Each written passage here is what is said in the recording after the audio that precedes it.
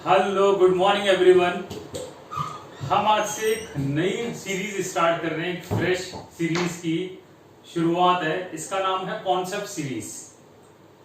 ये सीरीज मैंने क्यों फ्रेम की है, कई सारे स्टूडेंट ने मेरे को कमेंट बॉक्स में टाइप किया कि सर आप प्रॉब्लम तो करवा रहे हैं, ओके इट्स ओके, बहुत अच्छी बात है कि प्रॉब्लम के थ्रू हमारा कॉन्सेप्ट भी क्लियर होता है, लेकिन आप कुछ कॉन्सेप्ट के ऊपर वीडियो भी फ्रेम करो। आप छोटे छोटे कॉन्सेप्ट जो टिपिकली केमिस्ट्री में टफ माने जाते हैं और इंपॉर्टेंट होते हैं, चाहे वो कोई सी भी ब्रांच हो, फिजिकल हो, इनऑर्गेनिक हो, ऑर्गेनिक हो, इसकी कोई सी भी ब्रांच हो, उनके ऊपर एक पर्टिकुलर वीडियो बनाएं और उसको सिंपल लैंग्वेज में मैं आपको एक्सप्लेन कर दूं। ठीक है, तो इस चीज को ध्यान में रखते हुए मैंने एक सीरीज फ्रेम की है जिसका नाम है कॉन्सेप्ट सीरीज। ठीक है, शॉर्ट में इसको हम क्या कहेंगे, CS. CS means computer science या नहीं है, सीएस मींस कॉन्सेप्ट सीरीज है, राइट। ठीक है, तो इस सीरीज का मेरा पर्पस क्या है, जो केमिस्ट्री के इंपॉर्टेंट टॉपिक है, जो टफ टॉपिक है, उनको सिंपल लैंग्वेज में एक्सप्लेन करना। बेसिक पर्पस ये है कि आप पहले उस कॉन्सेप्ट को समझ लें कि वो होता क्या है, क्योंकि मेरा मानना ये है कि मेरा इतना एक्सपीरियंस है कि क्या है, आप जिस भी XYZ कोचिंग इंस्टीट्यूट में पढ़ लेते हैं, आप पढ़ तो लेते हैं, लेकिन आपको फील आता नहीं है कि यार ये क्या है क्या एक्चुअली में। तो बेसिक एलिमेंट जानना इंपॉर्टेंट है ना भाई। आपको वो पता ही नहीं है, फिर आप वो क्वेश्चन वगैरह कैसे आप सॉल्व करोगे। तो बेसिक के ऊपर हमारा फोकस है ज्यादा, है ना। ठीक है, उसके बाद हम एडवांस वाली चीज तो आसानी से कर ही लेंगे। ठीक है, राइट। अच्छा, जो हमारी जो प्रॉब्लम की जो सीरीज चल रही है ना, वो तो कंटिन्यू चल ही रही है, उसको ऐसा नहीं है मैंने स्टॉप कर दिया। वो हम कर लेंगे मैनेज, कभी कॉन्सेप्ट सीरीज कर लेंगे, कभी प्रॉब्लम कर लेंगे, है ना, ऐसा कुछ कर लेंगे। ठीक है, राइट। तो देखो, आज हमारी सीरीज का जो फर्स्ट टॉपिक है, हम आज स्टार्ट कर रहे हैं बफर सॉल्यूशन। मैं आज आपको बफर सॉल्यूशन के बारे में एक्सप्लेन करने जा रहा हूं। तो कॉपी पेन साथ लेके बैठे हैं, आप नोट करते जाएं, आप साथ साथ जो मैं आपको एक्सप्लेन कर रहा हूं, जो थ्योरी पार्ट एक्सप्लेन कर रहा हूं, वो आप साथ साथ नोट कर लें, जिससे आपका इफेक्टिव यूटिलाइजेशन ऑफ टाइम हो, मेरा भी और आपका भी, क्योंकि मेरा भी टाइम इंपॉर्टेंट है और आपको भी टाइम इंपॉर्टेंट है, तो हमारा टाइम वेस्ट ना हो। ठीक है, तो आप कॉपी पेन साथ लेके बैठे। तो देखो आप, लेट मी स्टार्ट। आज मैं आपको बताने वाला हूं बफर सॉल्यूशन के बारे में। ये बफर सॉल्यूशन क्या होता है, ये आज हम आपको एक्सप्लेन करने जा रहे हैं। ठीक है, अब देखो इसकी स्टार्टिंग ऐसे करते हैं। बताओ, क्या आपको पता है कि बफर वर्ड का मीनिंग क्या होता है एग्जैक्टली? प्रोबेबली आपका आंसर होगा नो। ठीक है, और यदि आपको पता है तो बहुत बढ़िया बात है, तो है कि नहीं है। तो देखो, केमिस्ट्री में हर टर्म का एक मीनिंग होता है। ठीक है, तो पहले मैं आपको इस टर्म का मीनिंग एक्सप्लेन करूंगा, फिर इस कॉन्सेप्ट के बफर सॉल्यूशन के 3 एलिमेंट्स। नंबर 1 व्हाट, होता क्या है ये, how and why. What, how and why, कोई भी साइंस में चीज हो रही है उसका 3 ये बेसिक एलिमेंट है। तो मैं आपको देखो क्या क्या एक्सप्लेन करूंगा यहाँ। मैं आपको बताऊंगा इस वीडियो में व्हाट, ये क्या होता है, क्यों बनाते हैं और कैसे बनाते हैं। ये 3 बेसिक एलिमेंट मैं एक्सप्लेन करने जा रहा हूं। So right, so let me start. देखो आप, बफर जो वर्ड है, इसका क्या मीनिंग होता है? इस वर्ड का मीनिंग होता है रेजिस्टेंस। इस वर्ड का ओरिजिनली मीनिंग है रेजिस्टेंस। Let me explain. मान लो 2 पर्सन है, 2 आदमी है, वो फाइट कर रहे हैं किसी बात पे, उनके बीच में फाइट हो गई। अब फाइट हो गई तो फाइट को बचाने के लिए, बीच बचाव करने के लिए एक पर्सन बीच में आया, उसको अपन जनरली क्या बोलते हैं, मीडिएटर, जो दोनों के बीच में सुलह का काम करेगा। तो वो दोनों को रेजिस्ट करेगा कि यार आप लड़ाई ना करो, प्यार मोहब्बत से रहो। तो वो जो थर्ड पर्सन है, या जो वो मीडिएटर है, वो रेजिस्टेंस का रोल प्ले कर रहा है, और उस थर्ड पार्टी या मीडिएटर को आप बोलते हो बफर। ठीक है, तो बफर वर्ड का ये मीनिंग होता है, मैंने आपको सिंपल लैंग्वेज में आपको एक्सप्लेन कर दिया। ठीक है, अब बात आती है, देखो इसका इंपॉर्टेंस क्या है, सिग्निफिकेंस क्या है, ये हम क्यों पढ़ रहे हैं। देखो आप, रीजन क्या है, many biological fluids such as urine and blood. Urine और ब्लड हमारे ह्यूमन बॉडी का एक इंपॉर्टेंट कॉन्स्टिट्यूएंट है। एज यू नो, इनकी एक डेफिनेट पीएच होती है, डेफिनेट पीएच वैल्यू है, और इसमें स्लाइट भी डेविएशन आ जाए, थोड़ा सा भी डेविएशन आ जाए, तो it causes the harmful effect on the body, कुछ ना कुछ डिजीज होने की प्रोबेबिलिटी होती है या malfunctioning of the body होती है, राइट। तो urine and the blood, it is these are the perfect example of the buffer solution, ठीक है। अब क्या है कि देखो, पहले तो मैं ये नोट कर देता हूं कि क्या लिखा मैंने कि many biological fluids such as blood or urine have definite pH value, okay, or slight change in their pH causes malfunctioning in the body, malfunctioning in the body, okay. ये तो पहला बताऊं मैं, ये पहला हमारा कॉन्सेप्ट है, ठीक है। तो देखो पीएच जो है ना वैल्यू, वो बड़ा एक इंपॉर्टेंट रोल प्ले करती है, specially in biochemical and the chemical processes. तो देखो बफर सॉल्यूशन है क्या, the solution which resist in the pH on the addition of small amount of acid or base or dilution, मतलब ऐसे pH जो ऐसे सॉल्यूशन जो अपनी pH में चेंज होने का रेजिस्टेंस करे, कब, जब आप या तो उसको आप डाइल्यूट कर दो या फिर आप स्मॉल अमाउंट में एसिड और बेस ऐड कर दो, उस पर्टिकुलर सॉल्यूशन को आप बफर सॉल्यूशन बोलते हैं। That is the definition. तो हम ये डेफिनेशन आप भी नोट कर लो, मैं भी नोट कर रहा हूं। क्या बोला मैंने, the solution which resist in pH on the addition of small amount of acid और बेस और ऑन डाइल्यूशन, ठीक है, उसको हम क्या बोलते हैं, उसको क्या बोला हमने, बफर सॉल्यूशन बोला, राइट। ये तो बफर सॉल्यूशन का मीनिंग है, मतलब ये व्हाट क्या होता है बफर सॉल्यूशन, ये मैंने आपको बता दिया, ठीक है। अब बफर सॉल्यूशन डिजाइन कैसे करें हम, हाउ, अब मैं हाउ का आंसर आपको देने जा रहा हूं। तो हेडिंग क्या है, designing a buffer solution. Buffer solution को डिजाइन कैसे करता है ना, तो आपको बफर सॉल्यूशन को डिजाइन करना है, तो आपको क्या है, एसिड की पीके वैल्यू, आपको किन किन बातों को पता होना चाहिए, एसिड की पीके वैल्यू को पता होना चाहिए, बेस की पीके बी वैल्यू को पता होना चाहिए, और ratio of concentration of salt upon acid या ratio of concentration of salt upon base, ये पता होना चाहिए, है ना।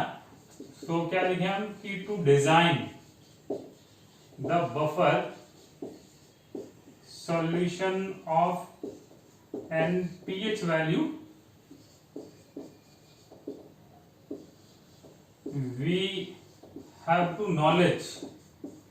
we have to knowledge about the pH of acid, pH या फिर क्या बोल दो आप pK of acid या फिर pKb of an base।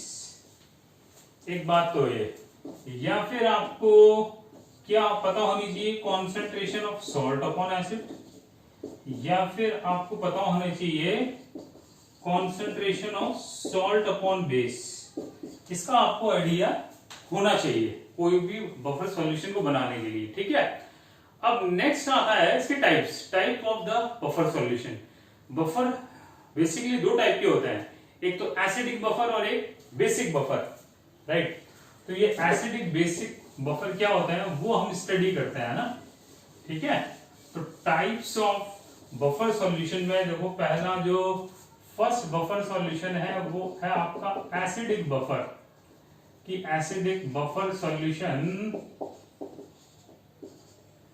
ये क्या होता है। देखो एसिडिक बफर जो सॉल्यूशन है वो उसका एग्जांपल देखो आप, एसिडिक बफर सॉल्यूशन का एग्जांपल ये है। देखो आपने एक तो ये ले लिया, this one is acetic acid और इसका नाम क्या होता है सोडियम एसिटेट।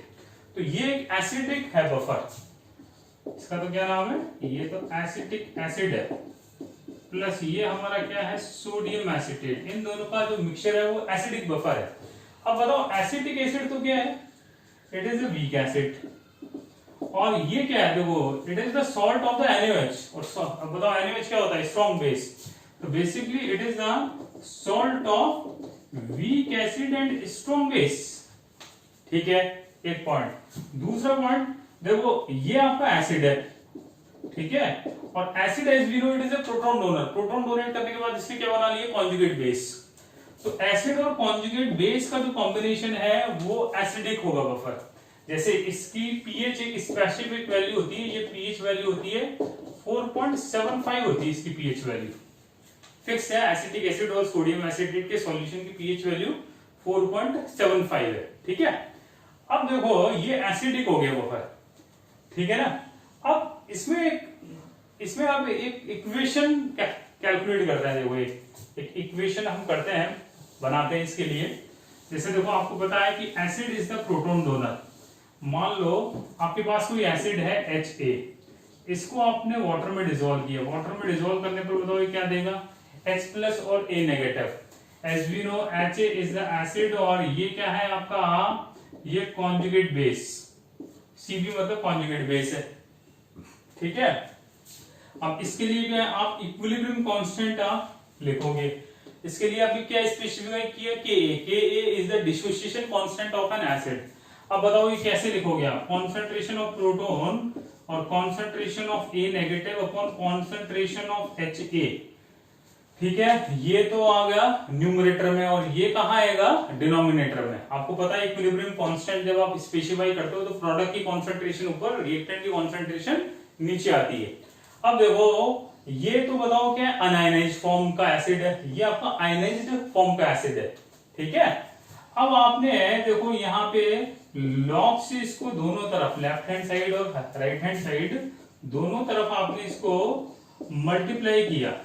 तो मल्टीप्लाई किया तो बताओ ये इक्वेशन कुछ इस तरह की हो जाएगी, बन जाएगी। फिर आपने यहाँ माइनस का सिंबल दोनों जगह अप्लाई कर दिया, तो बताओ ये क्या हो जाएगा, माइनस लॉग ऑफ के। और बताओ माइनस लॉग ऑफ के क्या होता है, पीके। ऐसे बताओ ये क्या हो जाएगा, minus log of X plus, वो क्या हो जाएगा बताओ आप, पीएच।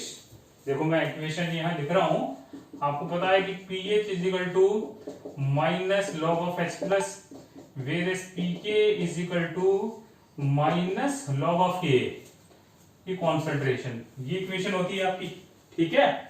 तो अब जब आप इस इक्वेशन को माइनस की फॉर्म में करोगे तो आपके पास जो फाइनल आंसर आएगा, देखो वो फाइनल आंसर क्या आएगा, pH is equal to pK plus log A minus की कॉन्सेंट्रेशन अपॉन HA की कॉन्सेंट्रेशन, ठीक है भाई।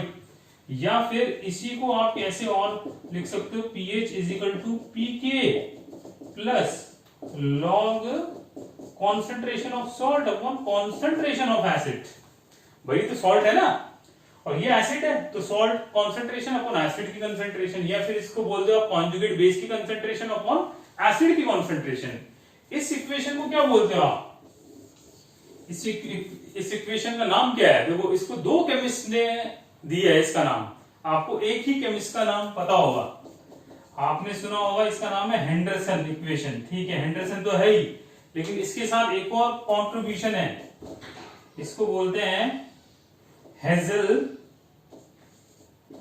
हेज़ल-बेल्क इक्वेशन। ये दोनों केमिस्ट का कॉन्ट्रीब्यूशन है। मान लो आपके पास हेंडरसन इक्वेशन तो सबको पता है, सब आपको यही एक्सप्लेन करेंगे, आपने भी जहां पढ़ा है वो हेंडरसन के बारे में पढ़ा होगा, लेकिन ये आपको पता है या नहीं है ये मैं आपको इन्फॉर्म कर देता हूँ, ये इन दोनों केमिस्ट्री का कॉन्ट्रीब्यूशन है ना। हेज़ल-बेल्क इक्वेशन भी बोलते हैं, कहीं आपके पास एग्जाम में हेज़ल-बेल्क इक्वेशन आ जाए तो आप को पता पड़े कि यार ये है क्या वाला, ठीक है। तो इसको बोलते हैं आप हेंडरसन या Hasselbalch equation, pH equal to pK plus log salt upon acid.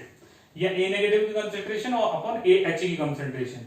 अब मान लो ये दोनों कंसेंट्रेशन इक्वल है, बताओ सॉल्ट की और इसकी कंसंट्रेशन इक्वल हो जाएगी, तो बताओ ये क्या हो जाएगा, ये हो जाएगा log 1। log 1 की वैल्यू क्या होगी, 0।